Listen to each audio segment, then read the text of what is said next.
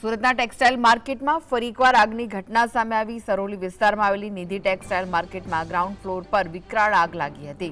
નિધિ textile માર્કેટના ખાતામાં રાખેલા કાપડના જથ્થાના કારણે આગે પળવારમાં રૌદ્ર સ્વરૂપ ધારણ કર્યું હતું। ઘટનાની ગંભીરતા જોતા સુરતના 5 અલગ અલગ ફાયર સ્ટેશનની 20થી વધુ ગાડીઓ તાત્કાલિક સ્થળ પર પહોંચી ગઈ હતી।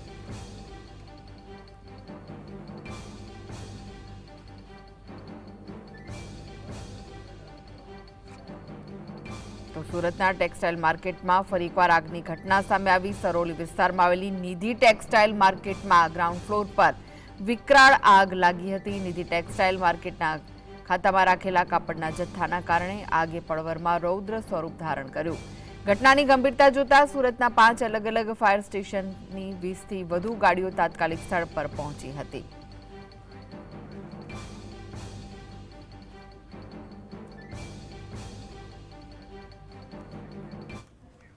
તો વધુ વિગતો માટે જોડાઈ ગયા છે સંવાદદાતા સાહિસ। સાહિસ, આગે વિકરાળ સ્વરૂપ ધારણ કર્યું હતું, શું અપડેટ મળી રહ્યા છે હાલમાં?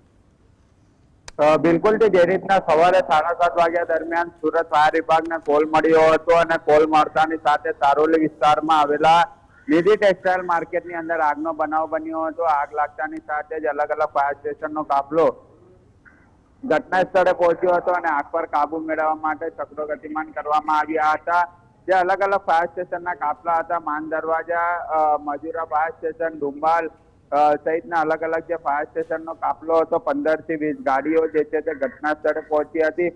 ફાયરના જવાનો દ્વારા ઓક્સિજન ભરી માર્કેટની અંદર પ્રવેશ કરવામાં આવ્યો હતો અને આગ પર કાબુ મેળવવા માટે તમામ કામગીરી હાથ ધરવામાં આવી હતી। જે આગ લાગી હતી આજે રવિવારના દિવસ હોવાના કારણે માર્કેટ બંધ હતું, તેના કારણે મોટી જાનહાની ટળી છે। બીજા માળે આગનો બનાવ બન્યો હતો, પરંતુ સંપૂર્ણ માર્કેટની અંદર ધુમાડો ફેલાઈ ગયો હતો અને તેના જ કારણે ફાયરના જવાનોને આગ પર કાબુ મેળવવા માટે ખૂબ જ મુશ્કેલીનો સામનો કરવાનો વારો આવ્યો હતો। અગાઉ પણ રાજ ટેક્સટાઇલ માર્કેટની અંદર આગનો બનાવ બન્યો હતો। એ રાજ ટેક્સટાઇલ માર્કેટની બાજુમાં જ નિધિ ટેક્સટાઇલ માર્કેટ આવેલી છે અને ત્યાં જ આ ફરીથી આગનો બનાવ બનતાની સાથે જ ઉચ્ચ અધિકારીઓનો કાફલો સ્થળ પર પહોંચ્યો હતો। ફાયરના જવાનો સ્થળ પર પહોંચ્યા હતા, ઓક્સિજન માસ્ક પહેરી અંદર ગયા હતા અને ત્યારબાદ સંપૂર્ણ આગ પર કાબુ મેળવવા માટે કામગીરી જે છે તે કરવામાં આવી હતી।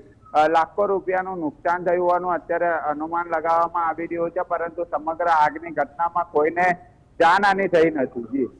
જી, આભાર સાહિસ, માહિતી આપવા